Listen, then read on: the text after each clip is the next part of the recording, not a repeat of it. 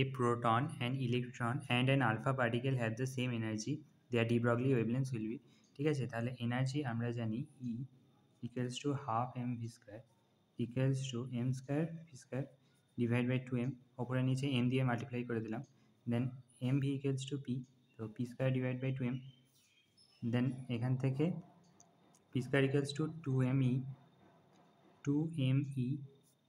এখান থেকে p equals to under root 2me, ঠিক আছে। এবার ডি ব্রগলি ওয়েভলেন্থ আমরা জানি lambda equals to H by P equals to H by under root 2me, তাহলে lambda proportional to 1 by under root M.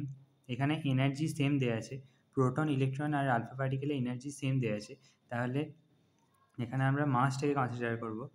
So lambda proportional to 1 by under root M.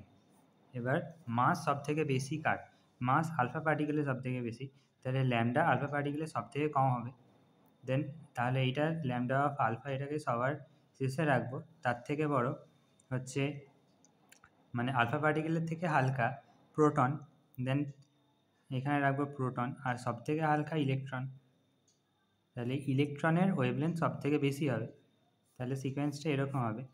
So this will be the correct answer. Thank you.